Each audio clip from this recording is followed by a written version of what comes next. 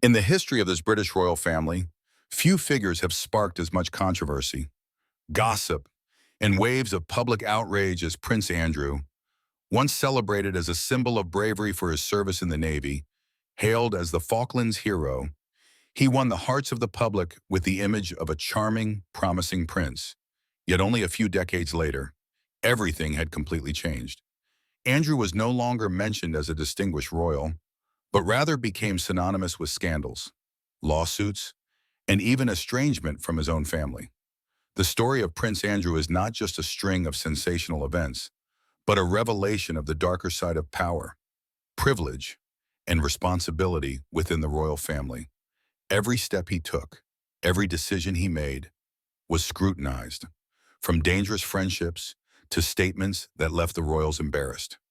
And at its peak, he was forced to withdraw from official duties, disappearing from public life like a shadow within his own family. Is Prince Andrew merely a victim of circumstance, or the very man who destroyed his own reputation? The answer will unfold in this video. But before we begin, if you believe Andrew is just a victim, press 1. If you think he brought ruin upon himself, press 2 to share your view. A final statement after DNA confirmation of Prince Andrew's shocking secret has been revealed. An individual with intimate knowledge has said that the royal family is now under pressure due to Prince William's extensive plan to restructure the royal family. The reform of the royal family's financial operations is of particular importance, especially when it comes to cutting off all titles and financial assistance for any member deemed inappropriate. Prince Andrew has been enraged by the most recent controversy that has come to light in the midst of this process, and this may impact any decisions that King Charles and Prince William make about his future role in the royal family. Everyone will be startled to hear that the king and the person next in line for the throne are taking action. Buckingham Palace has released a statement that makes history by acknowledging that Prince Andrew is the father of a child previously unknown to the public, as confirmed by DNA testing. Prince Andrew, who holds the title of Duke of York, is the biological father of a person who had been unknown until now. According to a recent confirmation by Buckingham Palace, this announcement has sent shockwaves throughout the British monarchy and captured the attention of people all over the world.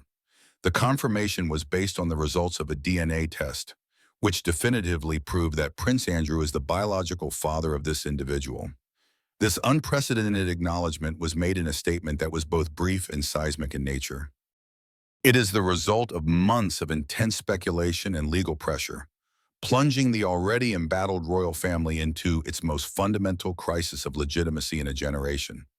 For decades, the palace has meticulously protected its secrets, but this proof shatters that secrecy and supports a rumor that had long been disregarded as nothing more than a tabloid dream.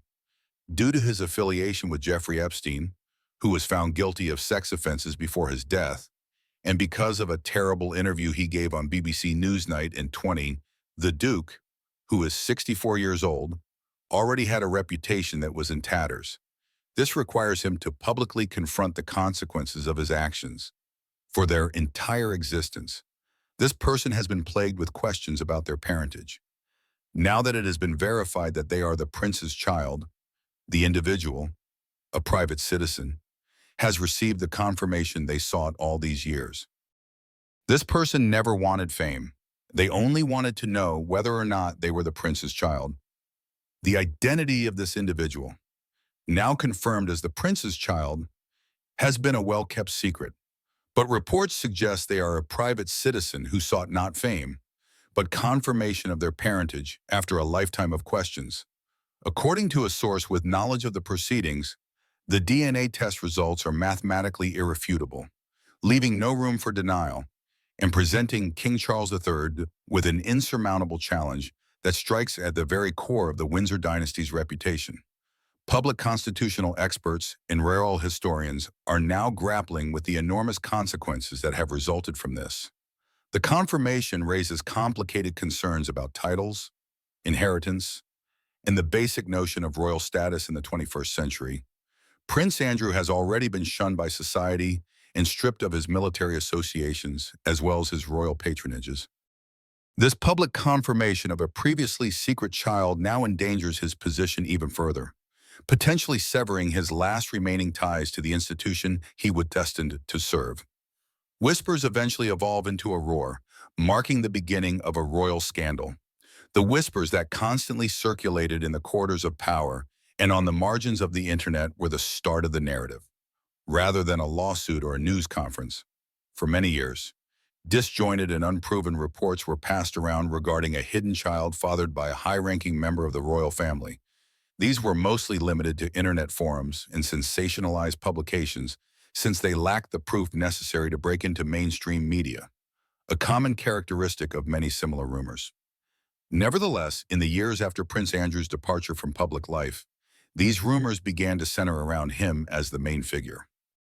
The circumstances were ripe for suspicion due to the sudden and dramatic way in which he lost his position of favor. The public had already been primed by the sordid details of his association with Epstein, as well as the statements he made during his widely derided Newsnight appearance. As a result, they were amenable to the idea that further scandals were buried. Over the last 2 years, the rumor gained significant momentum. Amateur sleuths prowling the internet began assembling the pieces of the puzzle, including blurry images from the 1980s, partially remembered descriptions of the prince's social life during his time in the Navy, and cryptic remarks made by former palace staff.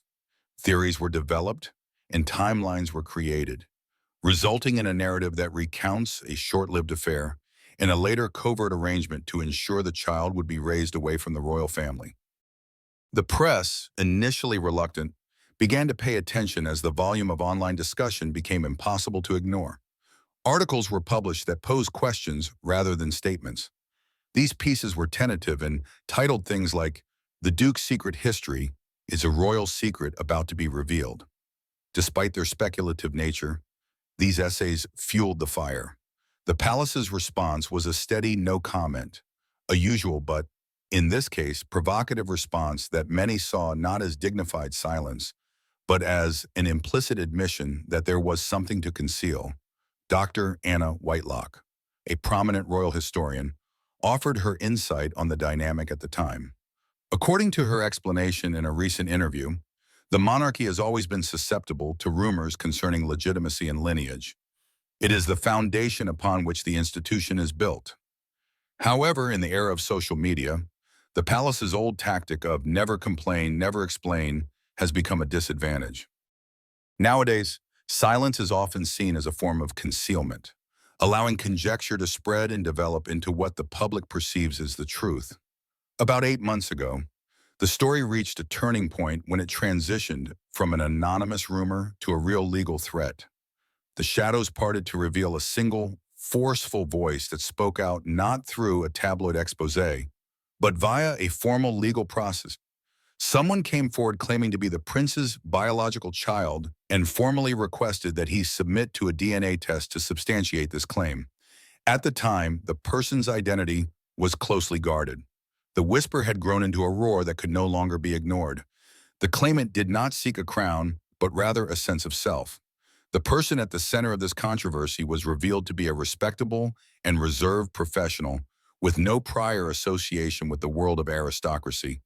This was in stark contrast to the scandal-hungry personality many had anticipated. Alexander Campbell, a 42-year-old architect working out of Edinburgh, was raised by a single mother and has built a successful life and career entirely outside the public eye. Campbell's search was driven not by a desire for titles, fortune, or public notoriety, but by a deeply personal yearning for truth. According to court records and those close to him, his mother had always been evasive about his father's identity, leaving him to spend decades with a sense of incomplete identity. A deathbed confession served as the catalyst for his legal action. According to reports, his mother, who previously worked for a charity but passed away 2 years ago, disclosed in her final days that she had a brief but significant connection with Prince Andrew in the early 1980s, before his marriage to Sarah Ferguson. She claimed that once she discovered she was pregnant, a covert agreement was made to ensure her silence and her son's quiet upbringing away from the monarchy's prying eyes through a small financial settlement. This revelation initiated a painful but necessary journey for Campbell, who sought to verify the truth of his mother's words and establish his own identity. According to a statement from his legal team at the law firm Thompson and Finch, he attempted to contact representatives of the Duke of York through private channels but was met with a complete lack of response. When these discreet overtures were ignored, Campbell's legal team decided to launch formal action, filing a lawsuit based on the fundamental human right to know one's paternity. A person close to Campbell said this was never about ambition, it was about resolution. Imagine living with a massive gap in your life's narrative for over 40 years. He felt he owed it to himself and his mother's memory to pursue a definitive solution. The fear of being right was, in many ways, as daunting as the fear of being wrong. The media caught wind of the legal action and began aggressively investigating every aspect of his life. However, their findings did not uncover a collection of scandals. Instead, they revealed a man who respected boundaries and was respectable. His co-workers and friends described him as kind, intelligent, and deeply reserved. The turmoil surrounding the claims stood in sharp contrast to this image, lending his claim a sense of gravity that made it difficult for the public to dismiss. His reluctance to engage with the media only increased the credibility of his motives. The palace's dilemma, a monarchy under siege. The official request for a DNA test sent to Buckingham Palace created an unprecedented situation. Prince Andrew had already established a reputation as a liability.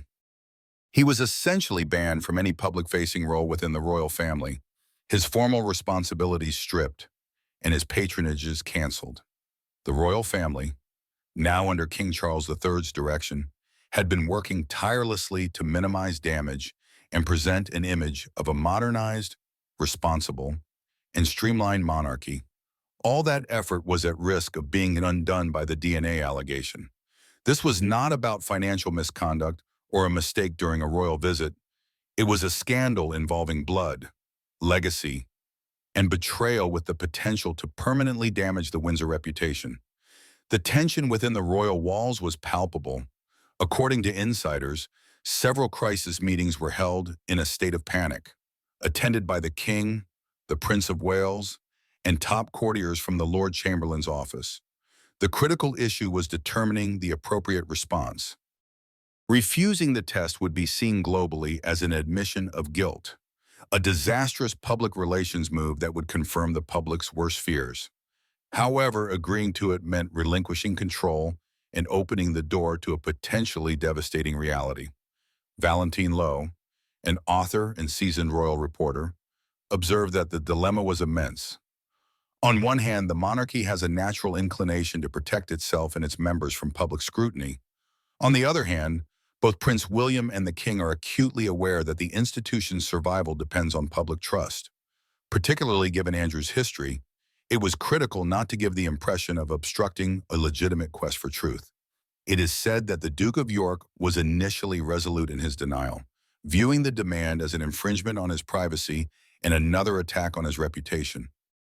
However, reports suggest he faced significant pressure from the King and his legal advisors, who warned that a prolonged legal battle to avoid the test would be far more damaging than the test itself. Ultimately, the decision was made to cooperate, but only under the strictest conditions possible. The entire process would be conducted with the secrecy and precision of a state security operation. The goal was to establish an unquestionable chain of custody for the DNA samples, ensuring the outcome would be beyond reproach, regardless of the result. The science of certainty inside the OSA laboratory. The collection and testing of DNA were carried out far from the prying eyes of global media. The Sterling Genetics Institute in Geneva, Switzerland, was chosen as the facility, not a typical commercial clinic, but a globally recognized laboratory selected for its independence, stellar reputation, and isolation from the British media. The sample collection event was meticulously rehearsed and staged. An independent medical officer, an attorney from Campbell's legal team, and Prince Andrew's own legal counsel all witnessed the collection of Prince Andrew's sample at a secure royal residence. Every step was documented and secured. Alexander Campbell underwent a similar process in Edinburgh. The sealed samples were then delivered to Geneva by a secure diplomatic courier, with their movements recorded every minute using a chain of custody log. At the Sterling Institute, samples underwent short tandem repeat (STR) analysis. the gold standard for paternity testing, which examines specific DNA sections characterized by repetitive patterns. Every individual inherits half of these markers from their mother and half from their father. By comparing the STR markers of the child and the potential father, scientists can establish a biological relationship with remarkable precision. According to a scientist uninvolved in the case, a standard paternity test analyzes approximately 21 STR markers. If the suspected father is the true biological father, the child's paternal markers will match his. When this occurs across all evaluated markers, the likelihood of paternity is typically higher than 99.99%. For all legal and practical purposes, this is considered conclusive evidence. Technicians at the Swiss laboratory were required to sign legally binding non-disclosure agreements. They were not merely processing samples in a sterile, white-walled lab. They were handling a secret with the potential to alter a nation's royal history. The computers hummed as they analyzed the genetic code, stripped of its regal mystique and reduced to raw data. After the comparison and probability calculations, a separate team cross-verified the findings. The final report was not sent via email or server upload. Per the strict protocol, a single hard copy was produced, signed by the laboratory director, and placed in a tamper-proof envelope. That envelope, containing a straightforward set of scientific findings, carried more weight than a royal proclamation. Upon its return to London, it was hand-delivered to a select group of royal legal advisors and a court representative. Within it lay the fate of Prince Andrew's legacy and a pivotal chapter in the monarchy's history. The verdict shakes the nation, truth revealed, but not publicly. In a sealed room at St. James's Palace, everything unfolded quietly. The Sterling Institute's package was opened in the presence of the King's private secretary, the Duke of York's principal lawyer, and an impartial official. The room was silent as the single sheet was read. A participant in the meeting described it thus: the research used precise clinical and scientific terminology to convey the findings with devastating clarity. An STR investigation confirmed a match between Prince Andrew and Alexander Campbell, resulting in a 99% paternity likelihood. The official confirmation was swift and unequivocal, leaving no room for ambiguity, error, or denial. Rumor became fact. Campbell's team received the legally required disclosure, giving Buckingham Palace less than 24 hours to respond. After the revelation, a leak was inevitable. A crisis communications team worked through the night to craft a brief, authoritative message amid the chaos. The statement was released the next day at 6:00 p.m. Though only 2 lines long, its impact was explosive. All parties have obtained and received the court-ordered DNA analysis results. The investigation confirmed a biological link between the Duke of York and Alexander Campbell. Internet traffic surged, and the phrase biological link soared to the top of global trending topics within minutes. News outlets interrupted broadcasts with headlines like, "Royal Bombshell, Prince Andrew's secret son confirmed." Large crowds gathered outside Buckingham Palace, including curious British citizens and tourists, many expressing righteous indignation. One woman told a BBC reporter, "We all knew something was up. Even after everything, you felt there was more. The cover-up is the worst part." Prince Andrew's spokesperson issued a statement the next morning, a textbook example of detached formality that only fueled public unrest. "I accept the findings of the recently conducted DNA testing. As this is a private family matter, I will address it privately with the assistance of all involved. No further comments will be made." The reaction was swift and intense. The phrase private matter was mocked, with the public and critics slamming the statement as cold, heartless, and devoid of remorse or humanity. He addressed the issue scientifically without apologizing to his child for his absence during their childhood. Crisis management and public relations specialist Mark Borkowski remarked, "It was a catastrophic misjudgment. The public didn't want an overly legalistic statement. They wanted to see a father, a human being, acknowledging a truth of great significance. By retreating behind palace walls and legal language, he cemented his reputation as pompous, cold, and out of touch with reality. A ruined legacy and an uncertain future. Within days of the confirmation, the ramifications were swift and severe. Prince Andrew's already tarnished reputation suffered its final blow. Hundreds of thousands signed petitions to strip him of his sole remaining title, the Dukedom of York. Politicians and prominent leaders demanded his removal from the line of succession. The royal family is reportedly furious and distraught. Insiders say King Charles is deeply distressed, feeling his brother's history has undermined his efforts to stabilize the monarchy. Prince William, according to reports, is incandescent with rage, believing the scandal has caused irreparable damage to the institution he will lead. The confirmation has given Alexander Campbell a sense of quiet vindication, but it has also drawn global attention. Since the facts are proven, Campbell is satisfied. Having achieved his only aim, he and his family now seek privacy and respect as they process this life-changing news. Yet the world is already speculating about what will happen next, resulting in a crisis of dignity. Lawyers are discussing the complex repercussions. The Royal Marriages Act and primogeniture legislation do not grant Campbell a royal title or a place in the line of succession, as he is an illegitimate child. However, his legal case for a share of Prince Andrew's personal assets may be strong. The legal questions are fascinating but secondary to the moral and institutional ones. Public opinion and moral authority, as much as legality, sustain the monarchy. This disaster has exposed a long-standing issue. Contemporary science holds ancient traditions accountable, yet traditional institutions struggle to meet modern expectations. This royal family scandal has been compared to Charles and Diana's divorce and Edward VIII's abdication. However, many believe the situation is fundamentally different. The issue is not love or duty, but whether moral transgressions like deceit and abandonment have occurred. Undisputed scientific evidence has confirmed these alleged flaws. As the dust settles, the royal family must navigate a perilous and unfamiliar landscape. A new member of its bloodline is now well known, a living symbol of a secret the monarchy could not keep.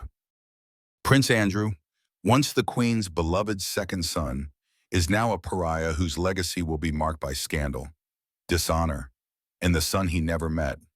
The monarchy will survive, but it bears a deep and permanent scar, a reminder that even royal blood cannot conceal the truth in today's society. Looking back at the entire journey, from the glory of the Falklands hero to the shadows of scandal and estrangement, Prince Andrew has become one of the most controversial figures in the modern history of the British royal family. His story is not only a personal tragedy, but also a reflection of the limits, the flaws, and the challenges the monarchy faces in dealing with public pressure and the weight of responsibility. Will Andrew ever be able to reclaim his honor, or will he forever remain a stain that cannot be erased from the royal lineage? The answer, perhaps, is still left open. And what about you? Share your thoughts. If you believe Andrew still has a chance at redemption, press 1. If you think every door has already closed for him, press 2.